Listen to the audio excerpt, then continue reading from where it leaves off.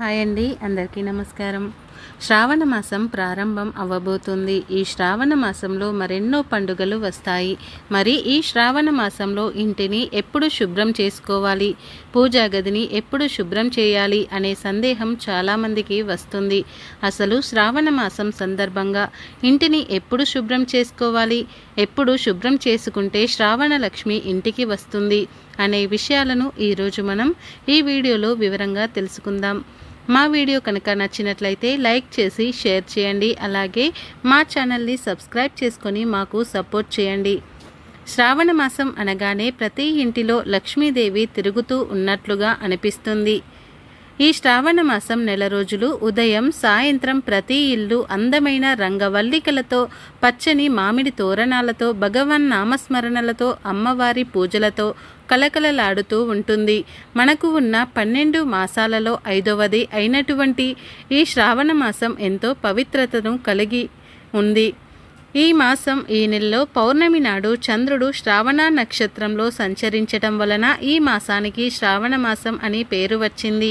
ఆ మహావిష్ణువు భార్య అయిన లక్ష్మీదేవికి ఈ మాసం అంటే మహాప్రీతికరం.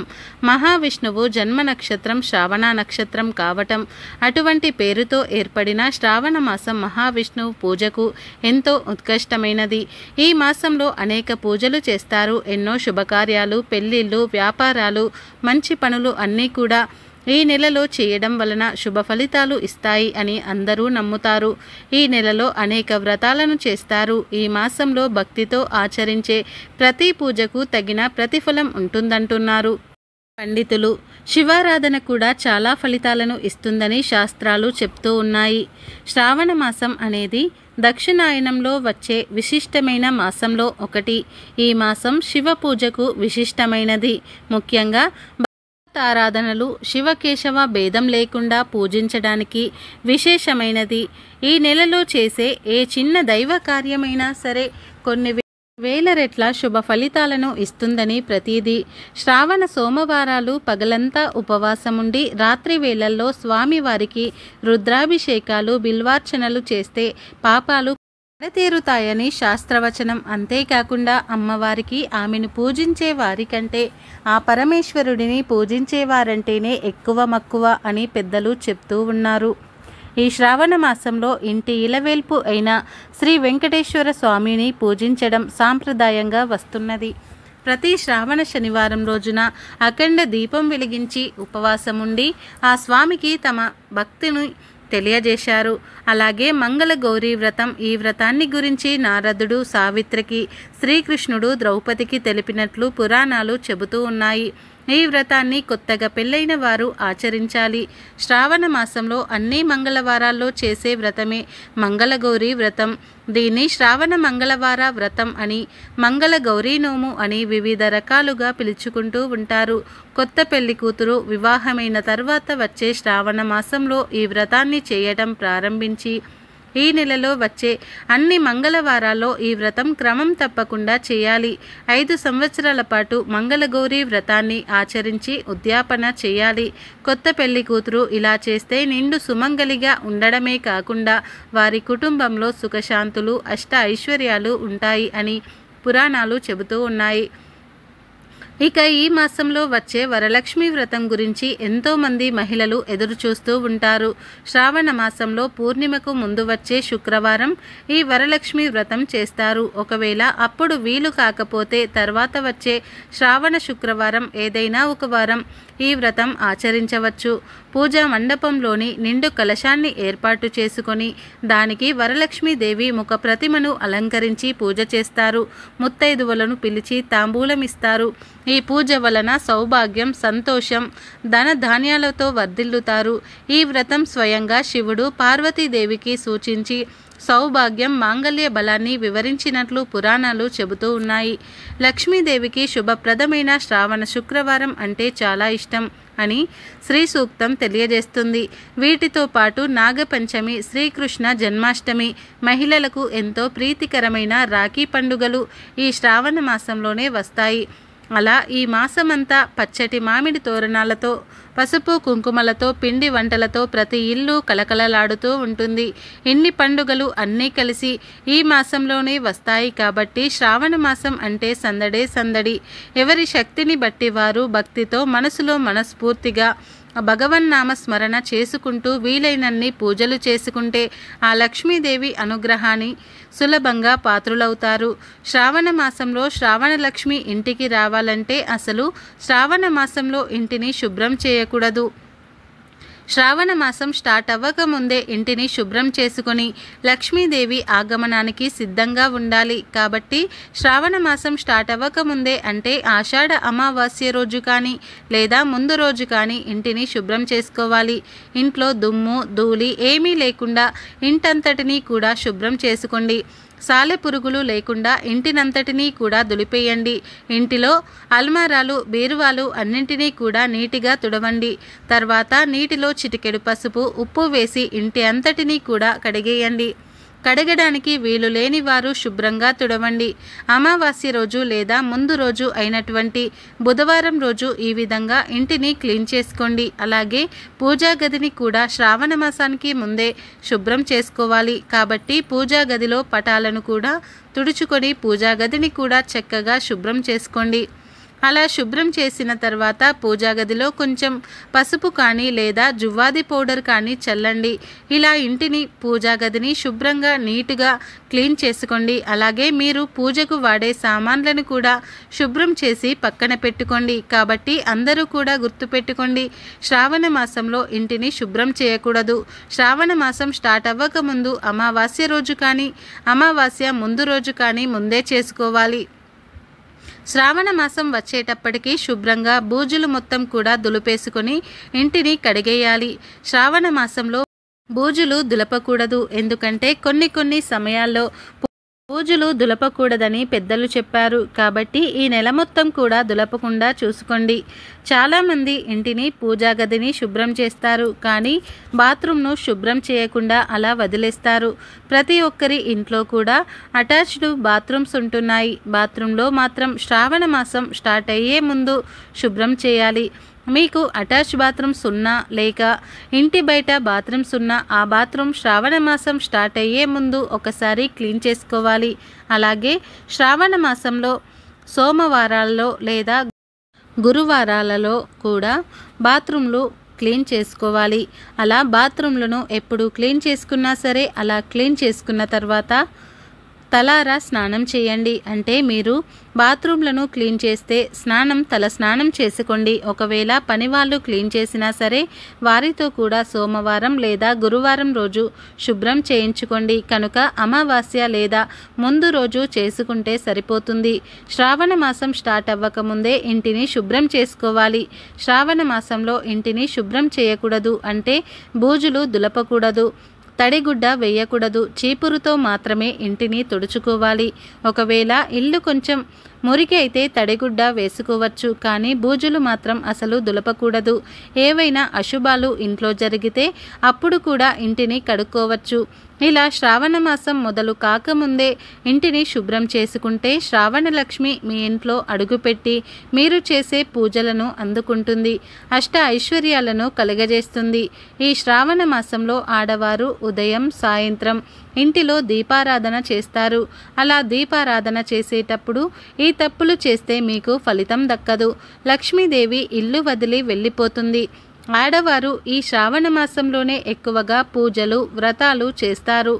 శ్రావణ మాసం వచ్చిందంటే చాలు హిందూ కుటుంబాలలో ఒక పండుగ వాతావరణం నెలకొంటుంది. పూజలు నోములు వ్రతాలతో ప్రతి ముత్తైదువ హడావిడి పడిపోతుంది. శ్రావణ మాసంలో ప్రతిరోజు మహిళలు దీపారాధన చేస్తూ ఉంటారు. అటువంటి సమయంలో పొరపాటున కూడా ఈ తప్పులను అసలు చేయకూడదు.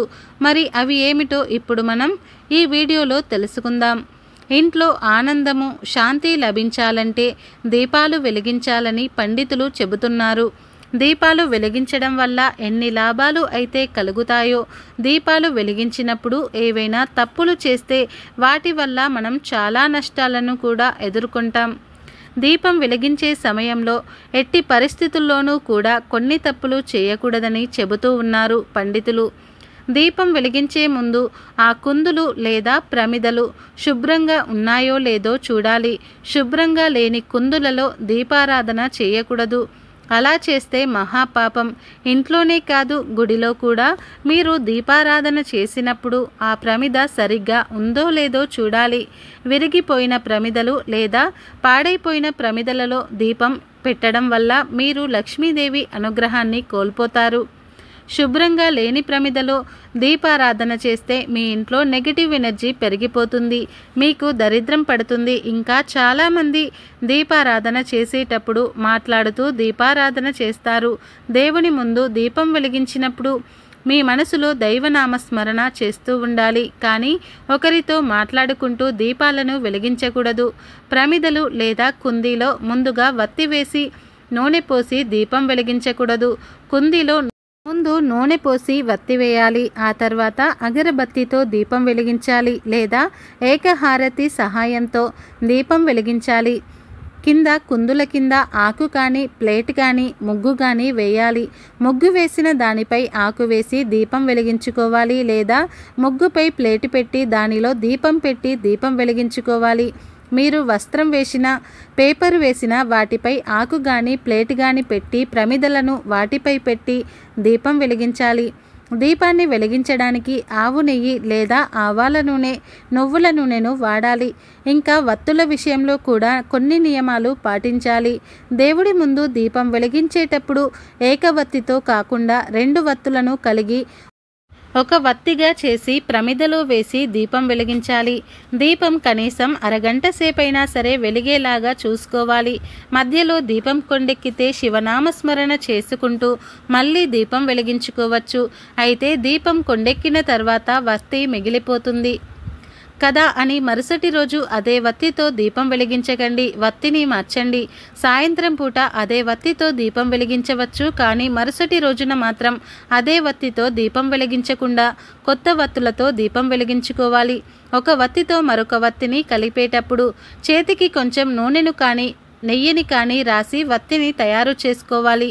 దీపం వెలిగించాక ప్రమిదకు పసుపు కుంకుమలను రాసి అక్షింతలను సమర్పించి నమస్కారం చేసుకోవాలి. దీపాలను వెలిగించాక దేవుడిని మనస్ఫూర్తిగా కొలుచుకోవాలి. కంగారుగా దీపం వెలిగించకూడదు. ఒక్క దీపంతో మరో దీపాన్ని కూడా వెలిగించకూడదు. ఇది మహాపాపం. ప్రతిరోజు సాయంత్రం దీపం వెలిగించడం వల్ల మీ ఇంట్లో ప్రశాంతత లభిస్తుంది, డబ్బుకు కొరత ఉండదు. ప్రతిరోజు సాయంత్రం దీపం పెట్టినా పెట్టకపోయినా ఈ శ్రావణ మాసంలో సాయంత్రం పూట విధి విధానాలతో దీపాలను వెలిగిస్తే మీకు లక్ష్మీదేవి కటాక్షం కలుగుతుంది. ఆరోగ్య సమస్యలు, ఆర్థిక సమస్యలు తొలగిపోతాయని పండితులు చెబుతున్నారు. ఈ శ్రావణ మాసంలో ఉదయం 4 గంటల నుండి 6 గంటల లోపు మీరు దీపారాధన చేస్తే మీకు విశేషమైన ఫలితాలు కలుగుతాయి. ఈ శ్రావణ మాసంలో సాయంత్రం 6 గంటల నుండి 6 గంటల 30 నిమిషాల సమయంలో దీపారాధన చేస్తే లక్ష్మీదేవి అనుగ్రహం కలుగుతుంది. మంచి జీవితాన్ని పొందుతారు. పెళ్ళైన స్త్రీలు, పెళ్లి కాని స్త్రీలు ఎవరైనా సరే ఈ సమయంలో లక్ష్మీదేవిని పూజించి దీపం వెలిగిస్తే మీ కోరికలు నెరవేరుతాయి. మీ కుటుంబం ఆయురారోగ్యాలతో అష్టైశ్వర్యాలతో వర్ధిల్లుతుంది. ఇక శ్రావణ మాసాలలో సాయంత్రం 5 గంటల 45 నిమిషాల నుండి 6 గంటల 15 నిమిషాల మధ్య వెలిగించే దీపాలను జ్యోతిలక్ష్మి అని పిలుస్తూ ఉంటారు. శ్రావణ శుక్రవారం ఈ సమయంలో దీపం వెలిగిస్తే అఖండ లక్ష్మీ కటాక్షం కలుగుతుంది. ఈ శ్రావణ మాసంలో ఇప్పుడు మనం చెప్పుకున్న సమయాలలో శ్రద్ధగా భక్తితో విధి విధానాలు పాటిస్తూ దీపం వెలిగిస్తే సకల ఐశ్వర్యాలు కలుగుతాయి. ఇలా దీపం వెలిగించే సమయంలో తగు జాగ్రత్తలు పాటిస్తే 100% దీపం వెలిగించిన పుణ్యం మీకు కలుగుతుంది. మీతో పాటు మీ కుటుంబ సభ్యులకు కూడా ఈ పుణ్యం ప్రాప్తిస్తుంది. మరి ప్రతి ఒక్కరు కూడా శ్రావణ మాసంలో ఇప్పుడు మనం చెప్పుకున్న విధంగా దీపారాధన చేసి శుభ ఫలితాలను పొందండి. ఇక శ్రావణ మాసంలో ఏ రోజున ఏ దైవాన్ని పూజించాలో ఈ వీడియోలో తెలుసుకుందాం. మా వీడియో నచ్చితే లైక్ చేయండి. పరమేశ్వరుని ఆరాధనకు శ్రావణ మాసం ఉత్తమమైనదిగా పరిగణిస్తారు. అందులోనూ శ్రావణ సోమవారం రోజున శివుడిని పూజించడం వల్ల ప్రత్యేక ప్రయోజనాలు పొందవచ్చునని చాలామంది నమ్ముతారు.